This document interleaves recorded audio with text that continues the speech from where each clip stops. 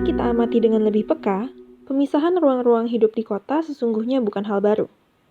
Komponen fisik kota seperti rumah, bangunan, dan jalan memiliki relasi dengan sistem politik, tatanan ekonomi, hukum dan kebijakan, serta budaya yang berlaku di masyarakat.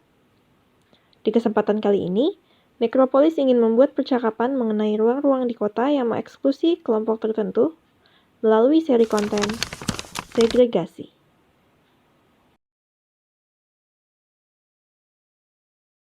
Saya kira ada dua hal ya, satu soal ekonomi politik ruang di kota yang makin terkapitalisasi, dan di sisi lain yang hal kedua itu soal penguatan identitas warga gitu ya, baik dari segi kultural maupun dari segi ekonomi.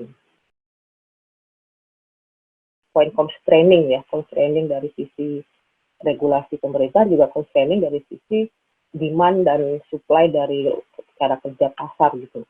Nah, ketika dua ini dikumpulin, satu tadi supply dan demand dari kelompok kelas menengah, ditambah dengan keterbatasan pemerintah negara untuk mendorong kota yang inklusif, pada akhirnya kemudian segregasi itu makin kuat gitu, makin kuat dalam arti secara ekonomi meminggirkan semua orang yang tidak memiliki akses terhadap perumahan, ruang gitu.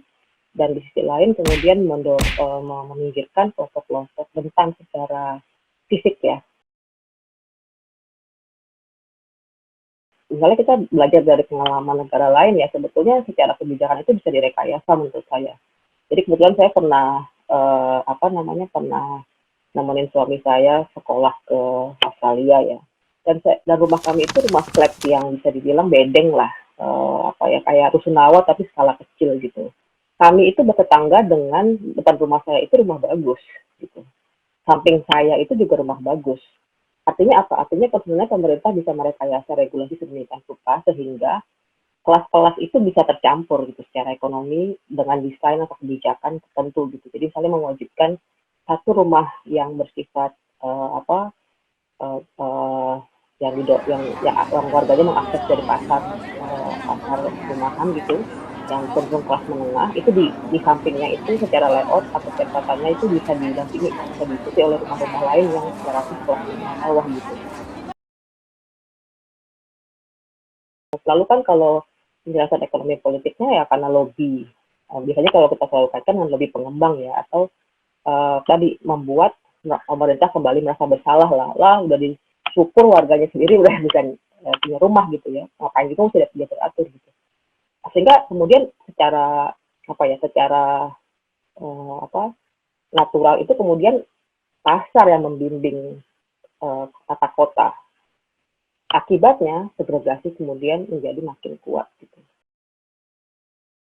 Kunci dari kota inklusif itu adalah interaksi terus-menerus secara keseharian,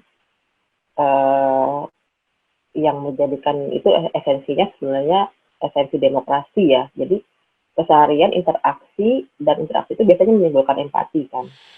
Nah, kalau dia terlalu eksklusif, dia kan kayak di bubble kan, hidup di kayak balon yang besar gitu, yang hanya mereka sendiri gitu isinya. Kalau interaksi terus berjalan, empati terus berlangsung, terbangun,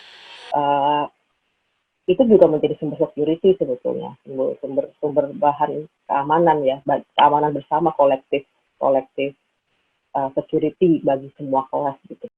Kalau udah ada individu-individu yang ngeh gitu ya, ini kita menurut saya Nekropolis itu targetnya itu menimbulkan keengahan kolektif gitu ya. Keengahan kolektif itu kemudian bisa menjadi dasar untuk kolektif action berikutnya gitu. Konsep-konsep besar kayak segregasi dan seterusnya itu sebetulnya ada dalam keseharian kita yang kita nggak ngeh aja gitu. It's part of our life. Kita sebagai warga tuh secara nggak sadar menjadi bagian dari narasi tersebut dan menjadi bagian dari cara kita memahami pilihan-pilihan dalam hidup gitu.